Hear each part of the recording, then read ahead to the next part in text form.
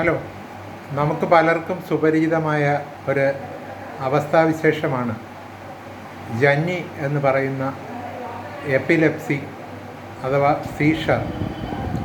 ഇത് വളരെ സാധാരണമായി നമുക്ക് പരിചയമുള്ളത് കുഞ്ഞുങ്ങളിൽ പനി കൂടുമ്പോൾ അവർക്ക് ഒരു മസിൽ റിജിഡിറ്റിയും ഒക്കെ ആയിട്ട് രക്ഷിതാക്കളെയും കണ്ടു നിൽക്കുന്നവരുമൊക്കെ ഭയപ്പെടുത്തുന്ന ഒരവസ്ഥാവിശേഷം.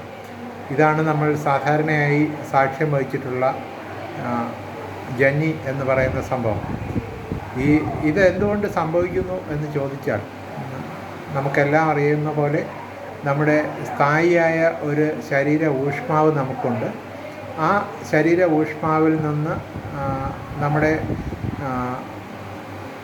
ബോഡി ടെമ്പറേച്ചർ അമിതമായിട്ട് ഉയരുമ്പോൾ നമ്മുടെ ബോഡി ബയോകെമിസ്ട്രിയെയും നെർവ് ഇമ്പൾസിനെയും ഈ സോഡിയം പൊട്ടാസ്യം മുതലായവയുടെ കണ്ടക്ഷനെയും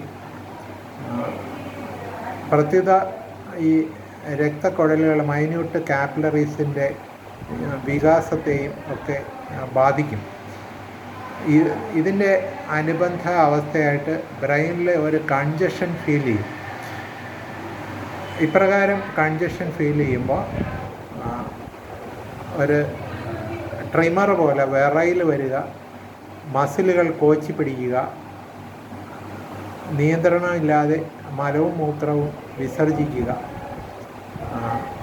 നാക്ക് പുറത്തേക്ക് തള്ളി അത് കടിച്ചു പിടിക്കുക, കടിച്ചു പൊട്ടിക്കുക, വായിൽ നിന്ന് നുരയും പതയുമൊക്കെ വരിക, പരസ്പര വിരുദ്ധമായിട്ട് സംസാരിക്കുക, ഇത്തരം കാര്യങ്ങളൊക്കെ വരാം.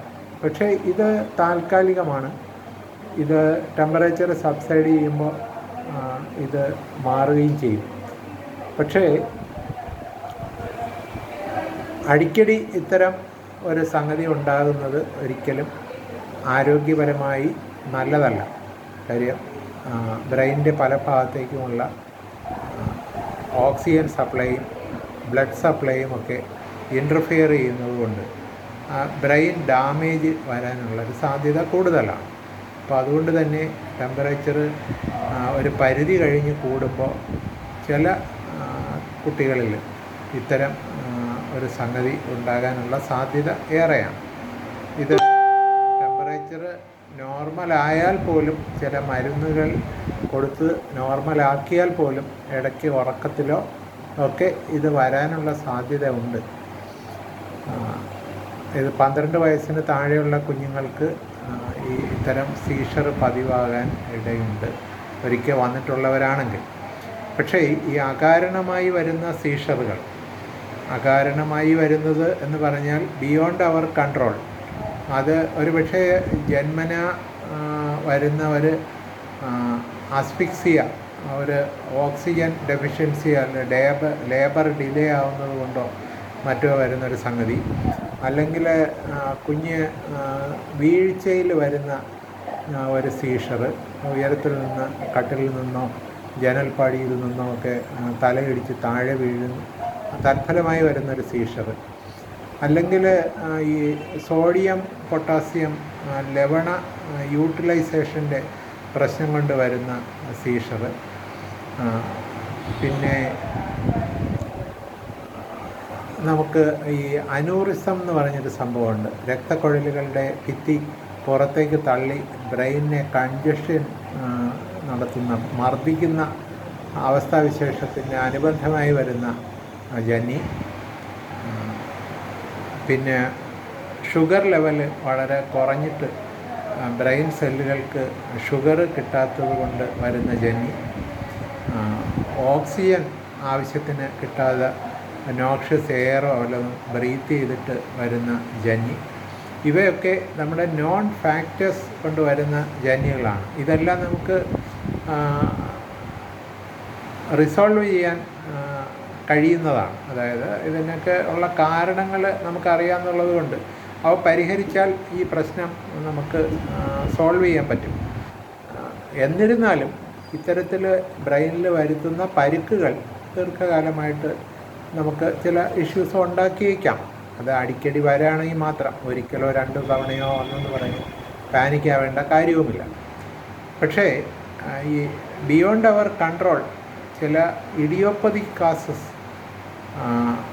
അൺനോൺ എറ്റിയോളജി കൊണ്ട് വരുത്തുന്ന കാരണങ്ങൾ, ഈ ബ്രെയിൻ്റെ ഇലക്ട്രിക് കണ്ടക്ടിവിറ്റി അത് അമിതമായി വർദ്ധിക്കുക, അതിൻ്റെ ഫലമായിട്ട് വരുന്ന സീഷർ, അത് നമുക്ക് ചികിത്സ കൊണ്ട് റിക്കവർ ചെയ്യാൻ പറ്റുന്നതല്ല, റിവൈവ് ചെയ്യാൻ പറ്റുന്നതല്ല. മറിച്ച് മരുന്നുകൾ വഴി ഇതിനെ നിയന്ത്രിച്ച് നിർത്താം എന്നുള്ളതേ ഉള്ളൂ. അപ്പോൾ അത്തരം മരുന്നുകൾ ദീർഘകാലം കഴിക്കേണ്ടിയും വന്നേക്കാം. ഇതിൽ ഒരു 40% കാര്യങ്ങൾ ഒരു പാരമ്പര്യ സ്വഭാവമുള്ളതായിട്ടും കണ്ടുവരുന്നുണ്ട്. മറ്റ് ചില എറപ്റ്റീവ് ഡിസീസുകൾ പ്രോപ്പറായിട്ട് മാനേജ് ചെയ്യാതിരുന്നാലും ഇത്തരം കാര്യങ്ങൾ വരാറുണ്ട്. ചില മരുന്നുകളുടെ പാർശ്വഫലങ്ങളായിട്ടും ചില ഉത്തേജക വസ്തുക്കളുടെ ഉപയോഗം കൊണ്ടും ചില മനോരോഗത്തിൻ്റെ പ്രതിഫലനമായും ഒക്കെ ഇത്തരം സീഷറുകൾ വരാറുണ്ട്. പക്ഷേ ഇവയൊന്നും തന്നെ റിവൈവ് ചെയ്യാൻ കഴിയുന്നതല്ല. അപ്പോൾ ഈ രോഗം എന്താണ്, എന്ത് കാരണം കൊണ്ടുണ്ടാകുന്നു എന്ന് വിലയിരുത്തേണ്ടത് ഡോക്ടറാണ്. ഇത് സാധാരണ ഇത്തരം കാര്യങ്ങൾ പതിവാകുമ്പോൾ ഇതിൽ ആൾക്കാർ പാനിക്കാവുകയും അവർ ഇത് മന്ത്രവാദത്തിൻ്റെയും കൂടോത്രത്തിൻ്റെയും തലത്തിലേക്ക് ചിന്ത നീളുകയും ഒക്കെ ചെയ്യുന്ന ഒരു സ്ഥിതിവിശേഷം ഈ ആധുനിക കാലഘട്ടത്തിലുമുണ്ട്. അവ പ്രോപ്പറായിട്ട് മാനേജ് ചെയ്യാനും അവ ചികിത്സയ്ക്ക് വിധേയമാക്കാനും ഡോക്ടറുടെ സേവനം വിനിയോഗിക്കാൻ ശ്രദ്ധയുണ്ടാകണം എന്ന് ഓർമ്മപ്പെടുത്താൻ വേണ്ടിയാണ് ഈ ലഘു വീഡിയോ സമർപ്പിക്കുന്നത്.